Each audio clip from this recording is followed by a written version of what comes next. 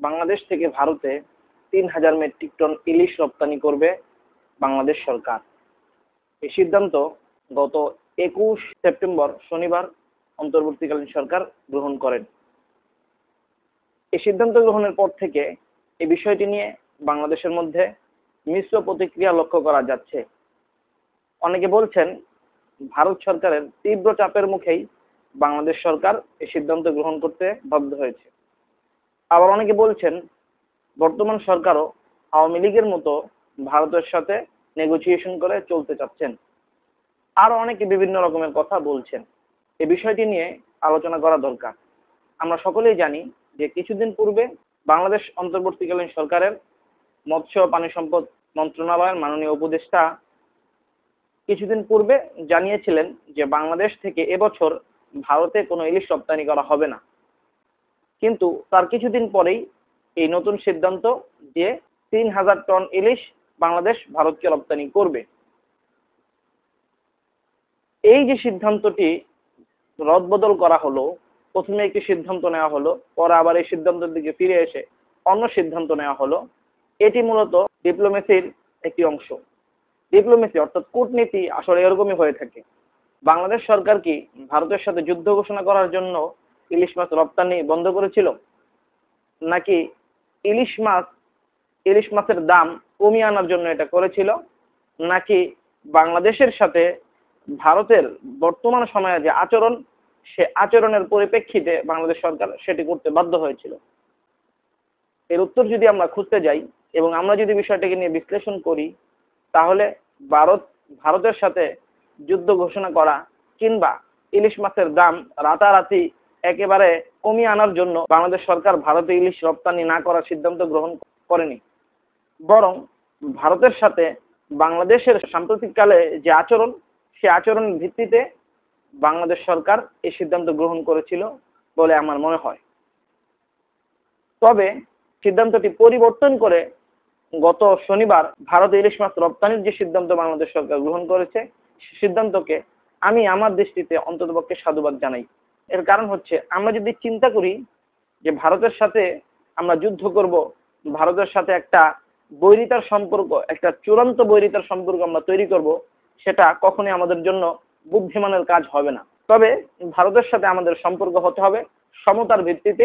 একটি স্বাধীন সার্বভৌম রাষ্ট্র আরেকটি স্বাধীন সার্বভৌম রাষ্ট্রের সাথে যে ধরনের কূটনীতির সম্পর্ক থাকে, সে ধরনের সম্পর্ক, সৌহার্দ্যপূর্ণ সম্পর্ক আমাদের হতে হবে এবং এটি সম অধিকারের ভিত্তিতে হতে হবে। এমনকি ডক্টর মোহাম্মদ ইউনূসও এই ব্যাপারে অত্যন্ত কঠোর অবস্থান নিয়েছেন।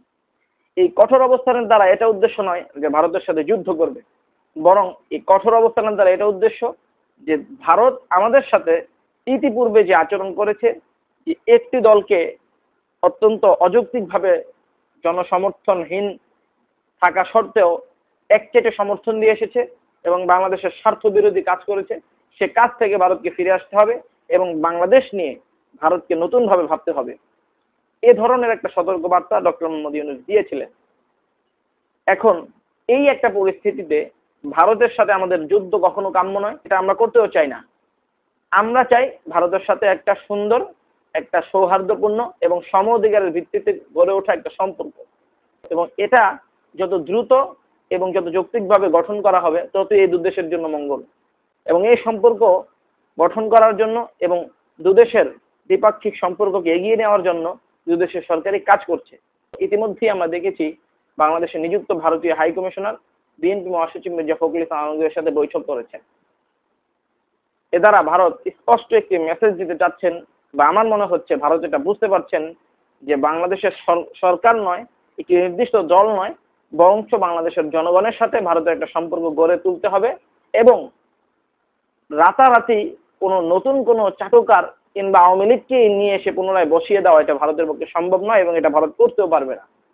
এই জন্য ভারত তার জায়গা থেকে এই যে একটা নীতি, বাংলাদেশের ব্যাপারে যে একটা ব্যতিক্রমধর্মী নীতি যে ভারতের অবলম্বন করতে হবে, এদিকে ভারত আগাবে এবং আগাচ্ছে। আর এই বিষয়টি শুধু ভারতের পক্ষে আগা সম্ভব নয়, বরঞ্চ এরকম একটা সম্পর্ক গড়ে তোলার জন্য বাংলাদেশকেও ভারতকে সহযোগিতা করতে হবে।